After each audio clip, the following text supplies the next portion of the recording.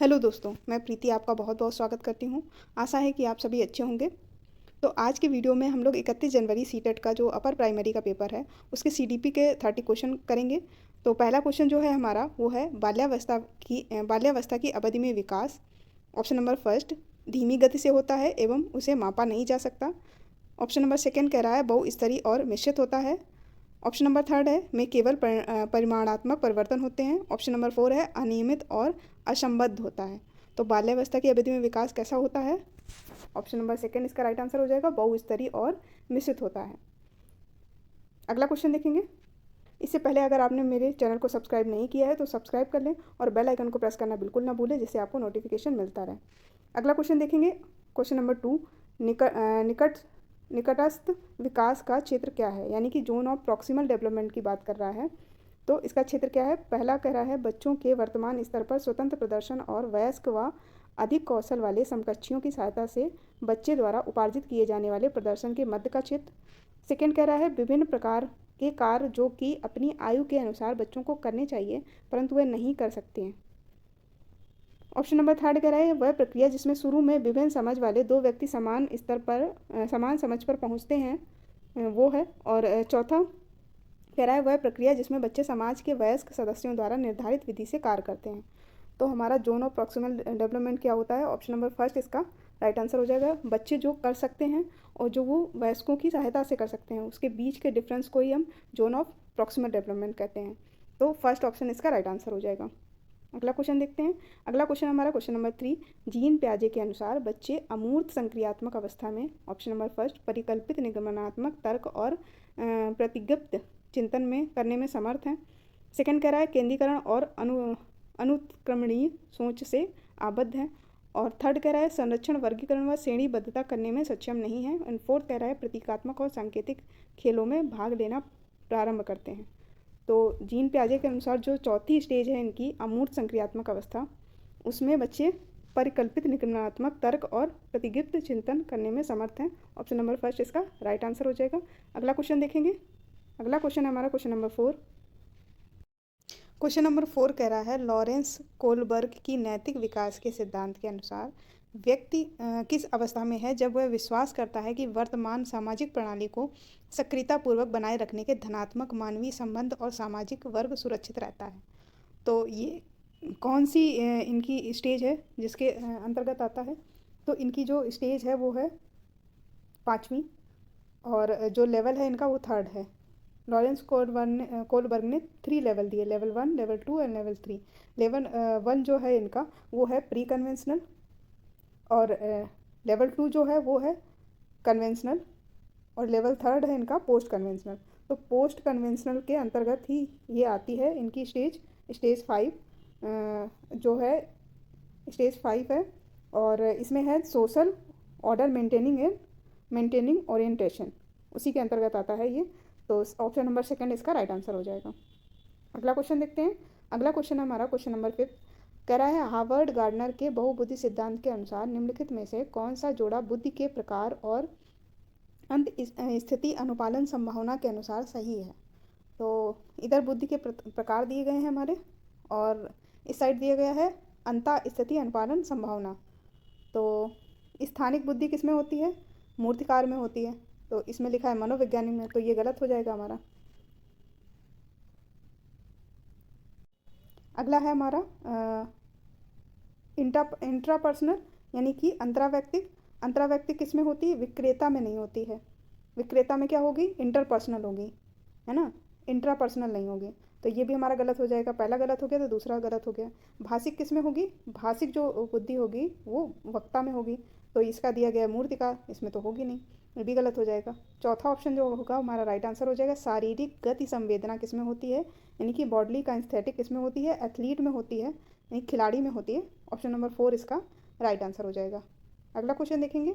अगला क्वेश्चन हमारा question number six कह रहा है लेओ वाइगोस्की के अनुसार फर्स्ट दे रहा है, कह रहा है बच्चों के संज्ञानात्मक विकास में भाषा की एक महत्वपूर्ण भूमिका है। सेकंड है बच्चे भाषा अधिग्रहण यंत्र द्वारा भाषा सीखते हैं। थर्ड है हमारा बच्चों का संज्ञानात्मक विकास चरणों में होता है। एंड फोर्थ है स्कीमा के परिपक्वन से बच्चे में संज्ञानात्मक विकास अग्रसर होता है। तो वाइगोस्की के अनुसार जो है वो ऑप्शन नंबर फर्स्ट इसका राइट आंसर हो जाएगा कि बच्चों के संज्ञानात्मक विकास में भाषा की एक महत्वपूर्ण भूमिका होती है ना। ये हमारा राइट आंसर हो जाएगा। और जो ये भाषा अधिग्रहण यंत्र की बात कर रहा है एलएडी, ये चॉम्स्की ने दिया था, तो ये हमारा रॉन्ग हो जाएगा। इसका राइट आंसर क्या हो जाएगा? Option number first. अगला क्वेश्चन देखेंगे। अगला क्वेश्चन हमारा क्वेश्चन नंबर 7 कह रहा है एक प्रगतिशील कक्षा में शिक्षण अधिगम प्रक्रिया के दौरान अधिगमकर्ताओं का मूल्यांकन। ऑप्शन नंबर फर्स्ट, बच्चों के अधिगम में सहायक नहीं है। सेकेंड, बच्चों के अधिगम प्रक्रिया में रुकावट उत्पन्न करता है, तो रुकावट नहीं उत्पन्न करता है। और ये पहला भी गलत हो जाएगा, बच्चों के अधिगम में सहायक नहीं है, तो ऐसा नहीं है, सहायक नहीं है, सहायक होता है। थर्ड दिया है अभिभावकों को प्रतिपुष्टि देने के प्रयोजन से बेहद सफल, कम सफल व असफल विद्यार्थियों को पहचानने में सहायक होता है, तो ये भी नहीं होगा। तो ऑप्शन नंबर 4 इसका राइट आंसर हो जाएगा। बेहद महत्वपूर्ण है क्योंकि यह बच्चों की समझ की जानकारी देता है और अध्यापिका को अपने शिक्षा शास्त्र पर विचारने में सहायक होता है। ऑप्शन नंबर 4 इसका राइट आंसर हो जाएगा। अगला क्वेश्चन देखेंगे। अगला क्वेश्चन हमारा क्वेश्चन नंबर 8 कह रहा है कक्षा में सभी लिंगों में जेंडर रूढ़िवादिता कम करने और विकास के विस्तार की संभावनाओं को बढ़ाने के लिए प्रभावशाली पद्धति कौन सी है।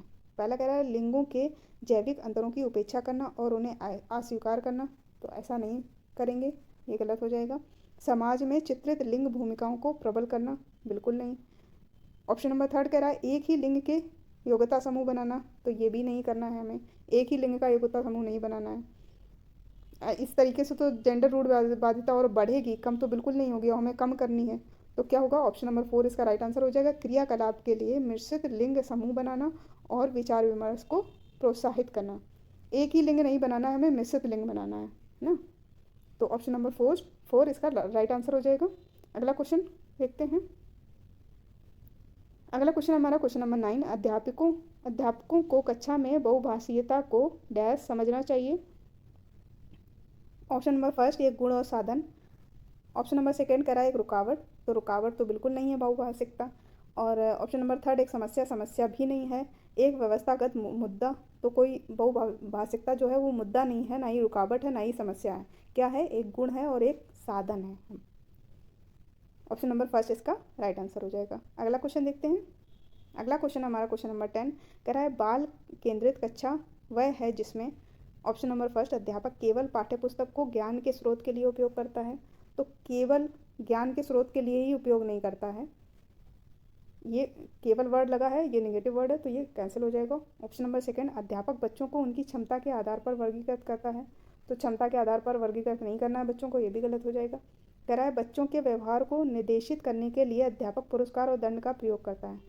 बच्चों को दंड तो बिल्कुल ही नहीं देना है, तो ये तो रॉन्ग हो जाएगा। नहीं, इस चीज़ के लिए, व्यवहार के लिए पुरस्कार और दंड ही नहीं देना है आपको, तो ये गलत हो जाएगा। क्या करता है? अध्यापक लचीला है और प्रत्येक बच्चे की व्यक्तिगत आवश्यकताओं को पूरा करता है, यही बाल केंद्रित कक्षा का उद्देश्य है हमारा, तो ऑप्शन नंबर 4 राइट आंसर हो जाएगा। अगला क्वेश्चन देखेंगे। अगला क्वेश्चन हमारा क्वेश्चन नंबर 11 किस मनोवैज्ञानिक के अनुसार बच्चों के संज्ञानात्मक विकास में सांस्कृतिक उपकरण एक महत्वपूर्ण भूमिका निभाते हैं। पहला है लेव वाइगोस्की, सेकंड है जीन पियाजे, थर्ड है अल्बर्ट बंडूरा, फोर्थ है BF स्किनर। तो किस मनोवैज्ञानिक के अनुसार संज्ञानात्मक विकास में सांस्कृतिक उपकरण जो है वो महत्वपूर्ण भूमिका निभाते हैं, तो ये हो जाएंगे वाइगोस्की। पहला ऑप्शन राइट हो जाएगा इसका, लेव वाइगोस्की। अगला क्वेश्चन देखेंगे। अगला क्वेश्चन हमारा क्वेश्चन नंबर 12 कह रहा है आंशिक दृष्टि वाले विद्यार्थियों के लिए निम्नलिखित में से कौन सी अधिगम सामग्री उपयुक्त नहीं है। पहला, आंशिक दृष्टि यानी कि उनकी वो थोड़ा कम देख पाते हैं, उसके लिए कह रहा है बड़े आकार में मुद्रित पुस्तकें, तो नहीं पूछा गया है, तो ये तो हो जाएंगी, है ना, बड़े आकार की हैं तो अच्छी बात है। त्रिविमी नक्शे और चार्ट, ये भी अच्छी बात है। बोलती पुस्तकें, स्पर्शी सूचना पट, ये भी हों तो बहुत अच्छी बात है आंशिक दृष्टि वाले विद्यार्थी के लिए। छोटी मुद्रा वाली कार सीट, ये नहीं होनी चाहिए, तो हमारा राइट आंसर क्या हो जाएगा? Option number 4। छोटी मुद्रा वाली होगी तो उसको वैसे ही देखने में प्रॉब्लम है, तो दिक्कत आएगी। तो कह रहा है कौन सी अधिगम सामग्री उपयुक्त नहीं है, तो यही उपयुक्त नहीं है, छोटी मुद्रा वाली कार सीट। ऑप्शन नंबर 4 इसका राइट आंसर हो जाएगा। अगला क्वेश्चन देखेंगे। अगला क्वेश्चन हमारा क्वेश्चन नंबर 13 कह रहा है समावेशी शिक्षा के पीछे अंतर्हित विचार हैं। पहला कह रहा है बच्चों को उनकी योग्यता के आधार पर पृथक करना और व्यावसायिक प्रशिक्षण का प्रबंध करना। बिल्कुल नहीं, योग्यता के अनुसार उन्हें पृथक बिल्कुल नहीं करेंगे। समावेशी कक्षा बच्चों को जोड़ने के लिए होती है, ना कि पृथक करने के लिए। सेकेंड ऑप्शन कह रहा है बच्चों की अक्षमताओं के आधार पर उनकी सीमाओं की पहचान करने के लिए उन्हें नामांकित करना। बिल्कुल नहीं, वो जिसमें उनकी क्षमता नहीं है उसको उन्हें और इम्प्रूव करने के लिए बल देंगे, ना कि उन्हें उनकी पहचान करके और नामांकित करेंगे उन्हें। अगला क्या है, अलग अलग अक्षमताओं वाले बच्चों के लिए विशिष्ट शैक्षणिक संस्थानों का प्रावधान करना। बिल्कुल नहीं, सारी अक्षमताओं वाले बच्चों को एक साथ जोड़ के रखना है, हमें उसी तरीके से उनको आगे बढ़ाना है। अगला है हमारा दार्शनिकता की सभी बच्चों को नियमित विद्यालय में समान शिक्षा पाने का अधिकार है। बिल्कुल, सभी बच्चों को समान शिक्षा पाने का अधिकार है, यही हमारी समावेशी शिक्षा का उद्देश्य है। ऑप्शन नंबर 4 हमारा राइट आंसर हो जाएगा। अगला क्वेश्चन देखेंगे। अगला क्वेश्चन है हमारा क्वेश्चन नंबर 14, प्रतिभाशाली और सृजनात्मक बच्चों की आवश्यकताओं को किस प्रकार संबोधित किया जा सकता है। पहला है चुनौतीपूर्ण कार्य और निरस्ता दूर करने के लिए क्रियाकलाप देना। सेकंड है वे प्रश्न देकर, तो चुनौतीपूर्ण कार्य हमें नहीं देने, चुनौतीपूर्ण कार्य हम देंगे तो उनकी सृजनात्मक क्षमता बढ़ेगी, ये हो सकता है हमारा। सेकंड कह रहा है वे प्रश्न देकर जिनमें अभिमुखी चिंतन की आवश्यकता हो। अभिमुखी चिंतन जो होता है वो कन्वर्जेंट थिंकिंग होता है, तो ये भी हो सकता है हमारा। अगला है हमारा प्रश्न हल करने के लिए विशिष्ट निर्देश उपलब्ध कराकर।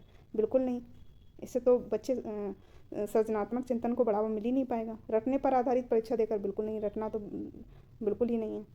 तो कैसे कार्य देंगे उनको, चुनौतीपूर्ण कार्य देंगे और निरस्ता दूर करने के लिए क्रियाकलाप देंगे, जिससे बच्चों की सृजनात्मक क्षमता बढ़ेगी। तो ऑप्शन नंबर 1 इसका राइट आंसर हो जाएगा। अगला क्वेश्चन देखते हैं। अगला क्वेश्चन है हमारा क्वेश्चन नंबर 15, कह रहा है पठन वैफल्य बच्चों की पहचान किस प्रकार की जा सकती है। ऑप्शन नंबर 1 उनके सामाजिक एवं सांस्कृतिक संदर्भ को जानकर। ऑप्शन नंबर 2 पूर्ण शारीरिक स्वास्थ्य परीक्षण द्वारा। ऑप्शन नंबर 3 है उनके पढ़ने और लिखने की कौशलता के विश्लेषण से। ऑप्शन नंबर 4 है उनकी जटिल व उच्च स्तरीय समस्याओं को हल करने की क्षमता का आकलन करके। तो उनकी क्षमता का आकलन बिल्कुल नहीं करना है हमें। फोर्थ जो है हमारा कट हो जाएगा। ऑप्शन नंबर 1 कह रहा है सामाजिक सांस्कृतिक संदर्भ को जानकर। इससे सामाजिक संदर्भ का कोई लेना देना नहीं है। डिसलेक्सिया की बात कर रहा है, अगर उसको पढ़ने में अक्षमता है तो सामाजिक संदर्भ का कोई यहाँ पे मतलब नहीं बनता। और क्या है ऑप्शन नंबर 2 पूर्ण शारीरिक स्वास्थ्य परीक्षण द्वारा। इस तरीके से भी नहीं कर सकते हैं। कैसे कर सकते हैं, उनके पढ़ने और लिखने की कौशलता के विश्लेषण से। उन्हें पढ़ने लिखने में क्या प्रॉब्लम आ रही, कहाँ प्रॉब्लम आ रही, उसका विश्लेषण करके उसका निदान करने की कोशिश करेंगे। तो ऑप्शन नंबर 3 इसका राइट आंसर हो जाएगा। अगला क्वेश्चन देखेंगे। अगला क्वेश्चन है हमारा क्वेश्चन नंबर 16, कह रहा है प्रतिकूल परिस्थितियों और वंचित पृष्ठभूमि वाले अधिगमकर्ताओं को संबोधित करने के लिए निम्नलिखित में से कौन सी पद्धति प्रभावशाली नहीं है।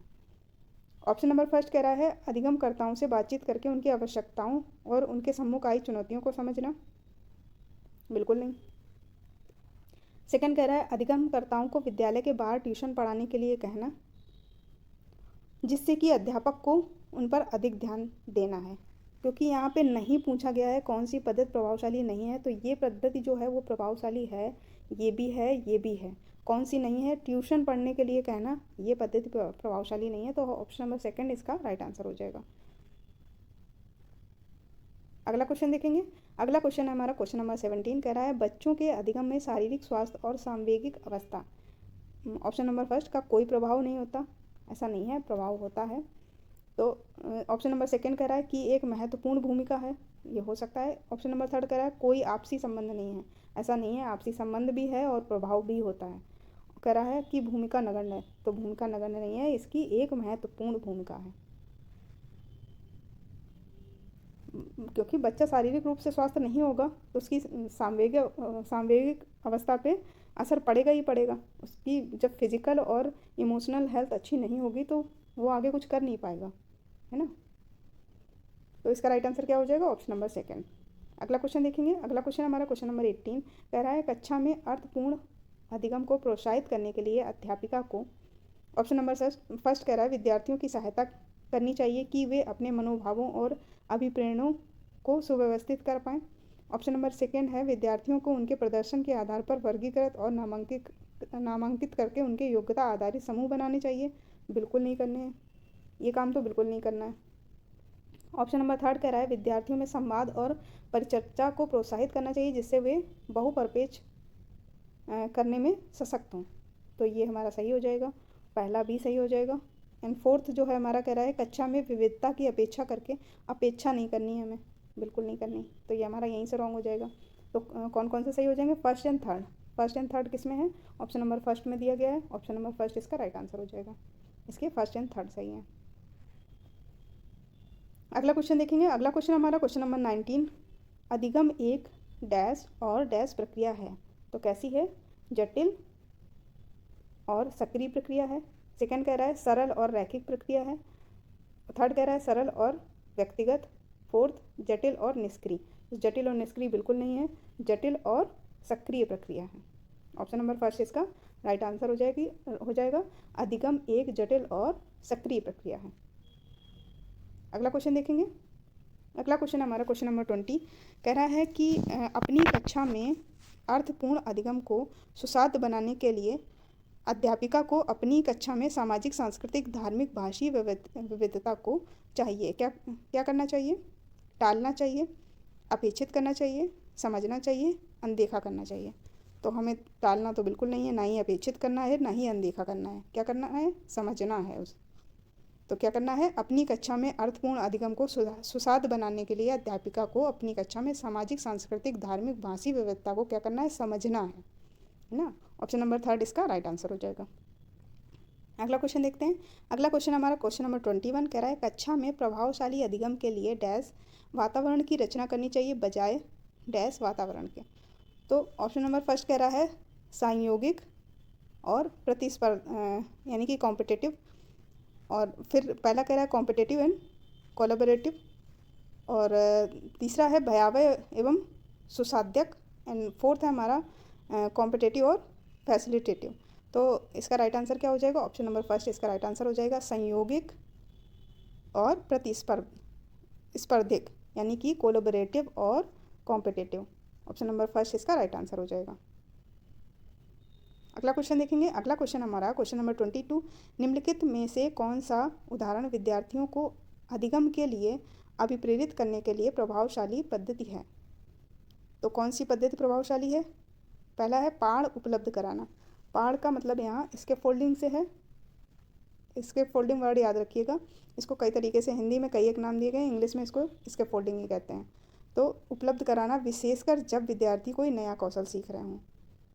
सेकंड कह रहा है सीखने से ज़्यादा कार्य पूर्ण करने पर बल देना, बिल्कुल नहीं। वे कार्य देना जो बहुत सरल हों, तो बच्चा फिर आगे सीख ही नहीं पाएगा, एकदम सरल आसान काम देते रहेंगे उसको, तो ये भी कट हो जाएगा।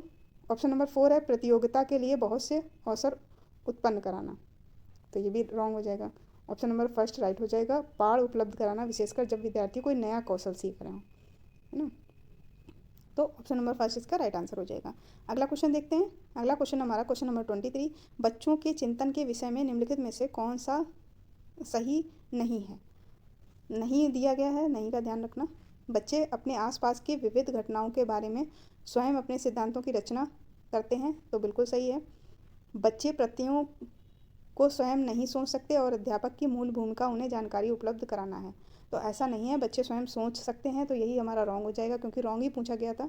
तो ऑप्शन नंबर सेकंड इसका राइट आंसर हो जाएगा।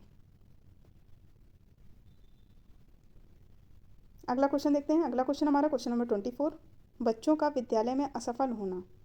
ऑप्शन नंबर फर्स्ट प्रस्तावित करता है कि वंचित पृष्ठभूमि वाले बच्चों में अधिगम का सामर्थ्य नहीं होता।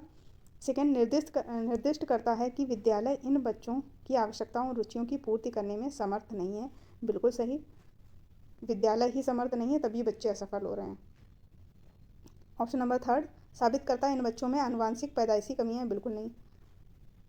बच्चे आनुवांशिक रूप से कैसे हैं कैसे नहीं, इसका कोई भी असर नहीं पड़ता बच्चों की असफलता में, और जो भी असर पड़ेगा वो विद्यालय का पड़ेगा। तो ऑप्शन नंबर सेकंड ही इसका राइट आंसर हो जाएगा। अगला क्वेश्चन देखेंगे। अगला क्वेश्चन हमारा क्वेश्चन नंबर 25। समूह में एक दूसरे को पढ़ाने और सहायता करने से क्या है? बच्चे स्वयं की चिंतन प्रक्रिया पर आपेक्ष कर सकते हैं और संज्ञानात्मक क्रियाकलाप के उच्च स्तर पर पहुंच सकते हैं, तो ये हो सकता है। ऑप्शन नंबर सेकंड बच्चों में भ्रांति उत्पन्न हो सकती है जो उनके अधिगम में हस्तक्षेप करती है, तो बिल्कुल नहीं, भ्रांति नहीं उत्पन्न होगी। बच्चों का ध्यान भंग हो सकता है, यह एक प्रभावशाली शिक्षण पद्धति नहीं है, बिल्कुल नहीं। बच्चों में प्रतिस्पर्धात्मक प्रवृत्ति उत्पन्न होती है जो कि अधिगम में विघ्न रुकावट पैदा करती है, तो विघ्न नहीं पैदा करती है। ये चीज़ अच्छी है कि बच्चों में कंपटीशन पैदा हो। तो ऑप्शन नंबर फर्स्ट इसका राइट आंसर हो जाएगा। बच्चे स्वयं की चिंतन प्रक्रिया पर आपेच कर सकते हैं और संज्ञानात्मक क्रियाकलाप के उच्च स्तर पर पहुंच सकते हैं। अगला क्वेश्चन देखते हैं। अगला क्वेश्चन हमारा क्वेश्चन नंबर 26 कह रहा है, एक डैश प्रगतिशील कक्षा में अध्यापिका अपनी शिक्षा शास्त्र व आकलन की विधियों को विद्यार्थियों की व्यक्तिगत जरूरतों के अनुसार परिवर्तित करती है। ऑप्शन नंबर फर्स्ट है अध्यापक केंद्रित, ऑप्शन नंबर सेकंड प्रगतिशील, ऑप्शन नंबर थर्ड है हमारा पाठ्य पुस्तक केंद्रित, ऑप्शन नंबर फोर है व्यवहारवादी। तो कैसी कक्षा में? प्रगतिशील कक्षा में। ऑप्शन नंबर सेकंड इसका राइट आंसर हो जाएगा। एक प्रगतिशील कक्षा में अध्यापिका अपनी शिक्षा शास्त्र व आकलन की विधियों को विद्यार्थियों की व्यक्तिगत जरूरतों के अनुसार परिवर्तित करती है। तो ऑप्शन नंबर सेकंड इसका राइट आंसर हो जाएगा। अगला क्वेश्चन देखते हैं। अगला क्वेश्चन है हमारा क्वेश्चन नंबर 27। तो कह रहा है, विकास के विषय में निम्नलिखित में से कौन सा कथन सही है? तो पहला कह रहा है, बच्चों के विकास में बहुत सी सांस्कृतिक विविधताएं होती हैं। तो ये सही बात है, होती हैं। संसार में सभी बच्चों का विकास एक ही क्रम में नहीं होता है, ना ही सुनिश्चित समय होता है, ये तो गलत दिया है हमारा। थर्ड है, विकास सुरुचिपूर्ण सुव्यवस्थित समूह की अवस्थाओं में पूर्व निश्चित आनुवंशिक घटकों के कारण होता है। तो ये भी गलत हो जाएगा, ऐसा नहीं होता है। विकास एक सरल और एक दिशी प्रक्रिया नहीं है, ये बहुदिशी प्रक्रिया है। तो ये भी गलत हो जाएगा। तो इसका राइट आंसर क्या हो जाएगा? ऑप्शन नंबर फर्स्ट इसका राइट आंसर हो जाएगा। बच्चों के विकास में बहुत सी सांस्कृतिक विविधताएं होती हैं। अगला क्वेश्चन देखेंगे। अगला क्वेश्चन हमारा क्वेश्चन नंबर 28 कह रहा है, निम्नलिखित में से मध्य बाल्यावस्था की अवधि का मुख्य प्रमाण चिन्ह कौन सा है? ऑप्शन नंबर फर्स्ट प्रतीकात्मक खेल का उभरना, ऑप्शन नंबर सेकंड है तर्क संगत विचारों का विकास जो कि प्राकृतिक रूप से मूर्त है, ऑप्शन नंबर थर्ड है पेशी कौशल और समग्र शारीरिक वृद्धि का तेजी से विकास, ऑप्शन नंबर 4 है हमारा वैज्ञानिक तर्क और अमूर्त रूप से सोचने की क्षमता का विकास। तो मध्य बाल्यावस्था की बात हो रही है, तो मध्य बाल्यावस्था में क्या होता है? तर्क संगत विचारों का विकास जो कि प्राकृतिक रूप से मूर्त है। अमूर्त तो 4th स्टेज में चला जाएगा। तो मध्य बाल्यावस्था में क्या हो जाएगा? तर्क संगत विचारों का विकास हो जाएगा। ऑप्शन नंबर सेकंड इसका राइट आंसर हो जाएगा। अगला क्वेश्चन देखेंगे।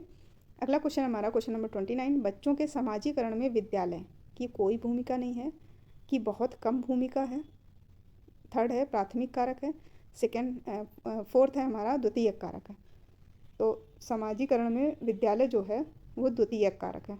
ऑप्शन नंबर 4 इसका राइट आंसर हो जाएगा। और प्राथमिक कारक क्या है? प्राथमिक है घर हमारा प्राथमिक कारण है और विद्यालय हमारा द्वितीयक कारण है।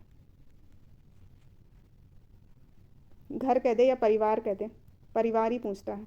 तो परिवार हमारा प्राथमिक है और विद्यालय हमारा द्वितीयक है। अगला क्वेश्चन देखेंगे। अगला क्वेश्चन है जो कि हमारा लास्ट क्वेश्चन है आज का, क्वेश्चन नंबर 30 कह रहा है, निम्नलिखित में से किस मनोवैज्ञानिक ने प्रस्तावित किया है कि बच्चों का चिंतन गुणात्मक रूप से वयस्कों की अपेक्षा अलग होता है? तो किसने प्रस्तावित किया ऐसा? कौन से मनोवैज्ञानिक हैं? जीन पियाजे हैं, लेव वाइगोस्की हैं, या हार्वर्ड गार्डनर हैं, या लॉरेंस कोलबर्ग हैं? तो ये किसने प्रस्तावित किया? ये जीन पियाजे ने प्रस्तावित किया है। ऑप्शन नंबर फर्स्ट इसका राइट आंसर हो जाएगा। तो ये थे हमारे CDP के 30 क्वेश्चन जो कि 31 जनवरी 2021 को पेपर हुआ था, उसमें पूछे गए थे। और अगर आपको EVS NCERT की समरी देखनी है तो आप मेरे चैनल पे चले जाइए। आपको 3 वीडियो में पूरी समरी जो है वो कवर की हुई है, जो आपके एग्ज़ाम में बहुत ही हेल्प करने वाली है। उन तीनों वीडियो को एग्ज़ाम से पहले ज़रूर देख के जाइएगा। आपके सारे क्वेश्चन वहीं से ही फंस जाएंगे, उसके बाहर कुछ नहीं जाने वाला है। और अगर आपने अभी तक CTET के प्रीवियस ईयर सॉल्व नहीं करे हैं तो एग्ज़ाम बहुत नज़दीक आ चुका है आपका। एग्ज़ाम से पहले सारे प्रीवियस ईयर पेपर कम से कम 2 बार अच्छे से करके जाइएगा। आई होप आपको वीडियो पसंद आया होगा। अगर वीडियो पसंद आए तो वीडियो को लाइक करें और ज़्यादा से ज़्यादा लोगों को शेयर करें, जिससे ज़्यादा से ज़्यादा लोग जुड़ सकें। और थैंक यू।